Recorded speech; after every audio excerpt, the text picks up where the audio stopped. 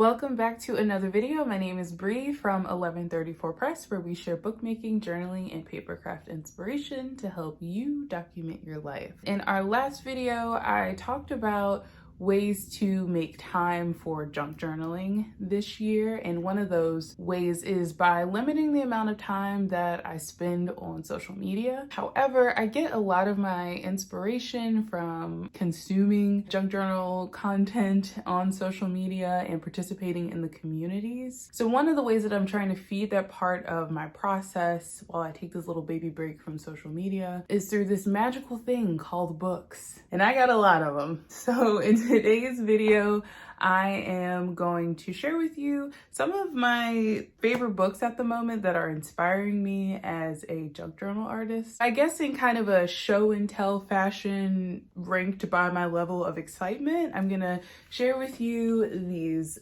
books and how I intend to use them in my upcoming projects. So make some tea, get some coffee, and let's get into it. Starting at number 6 on the list is this book called Beautiful Book Designs by Hiroshi Uno. This is an anthology of exactly what the title alludes to. The term beautiful operates as more of an aesthetic category more than as an adjective. Although the works that are shown in this book are gorgeous. Beauty as an aesthetic category, that means you'll see a lot of gold leaf and flourishes and ornate patterns. Unless you can read Japanese, the value in this book is definitely in its images. I am so inspired by the way that the artists have used typography and create balance with really busy pages. I would like to consider my journaling style as more minimalist, I guess. I typically shy away from really busy patterns, but I will be using this book as a resource to kind of figure out how I can, create more balance with more ornate pieces of ephemera or stamps that have a lot of flourishes. And speaking of typography, one of my goals for 2022 is to get better at calligraphy through practice. So that leads me to book number 5, which is this book, The Practical Guide to Calligraphy by Rosemary Sasson, or Sazin? I don't know, or Sasson. Whatever. So this book actually came in a beginner brush letter calligraphy kit. It came with pens. I haven't used them and I probably won't because I'm really obsessed with fountain pens at the moment. It is a very simple book that kind of goes over like the way to hold your pen.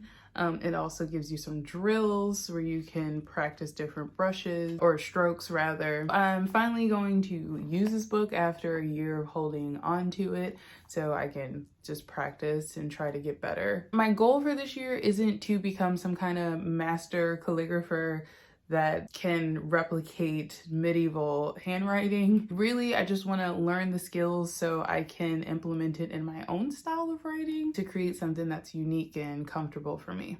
So number 4 on the list is How to Understand Art by Janetta Rebold Benton. So I don't have a formal education in visual arts aside from book design. However, I recognize that there is an overlap between techniques, materials, and processes of junk journaling and fine arts. I picked up this book that is a very accessible guide to understanding how art works, the language used to describe art, and also its position in society. So the book begins by interrogating what is art. Is it its function?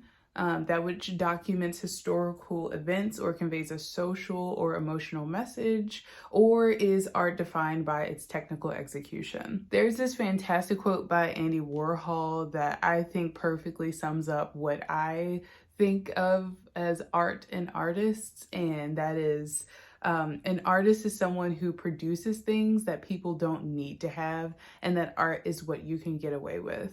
And I mentioned that quote because I feel like as self-taught artists, we can kind of get in our own way of insecurity that we don't have this kind of formal education on how to create art, therefore it is not valid or just as important. And reading a book like this on the surface could seem like a really unnecessary thing to do for our purposes as junk journalers. However, there's some like really interesting subjects explored here, especially the chapter about analyzing art. And Benton kind of breaks down the main essential elements to create art, which are, you know, color, texture, composition, line, elements that every discipline uses. So like most of the books that I'm sharing with you today, they aren't intended to be read cover to cover, but instead to be used as a resource. I'm definitely gonna bop around to get inspiration on how to create visual emotion and interest on my covers and page designs. So if you've been in the junk journal game for a while, then I'm sure you'll recognize some of these magazine titles that I'm gonna share as my number 3 source of inspiration. The Beloved Daphne's Diary is interactive in that there are stickers and ephemera included for you to rip out and play with. And in between the fun paper bits are DIY projects and lifestyle articles about travel,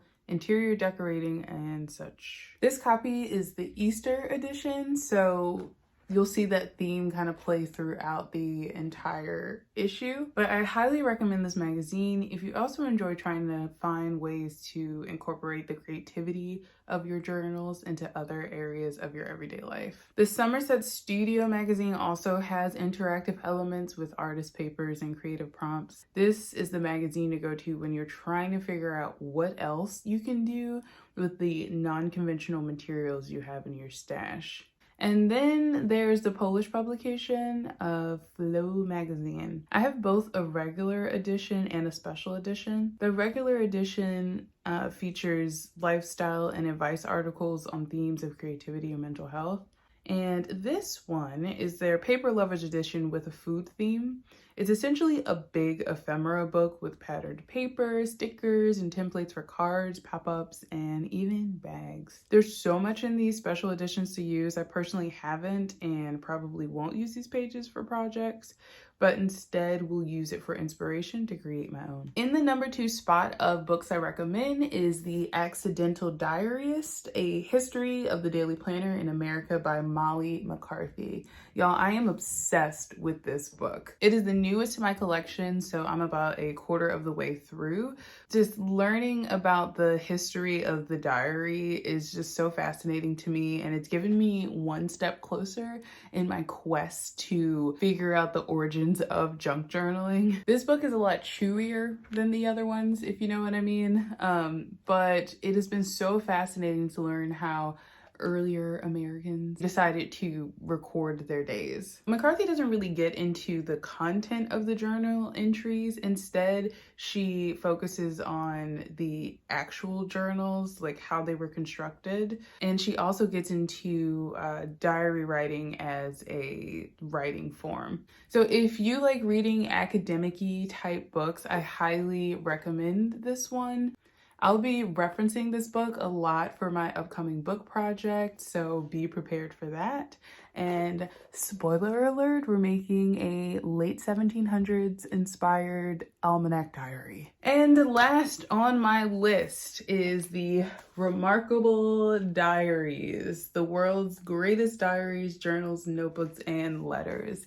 Amazon has been working hard to get me to get this book. It would pop up everywhere, like, you need this book, you want to buy it, and I finally got it, and I am not disappointed at all. This book is fantastic. So Remarkable Diaries is an anthology of famous journals, diaries, notebooks, and letters, chronicling them by time periods.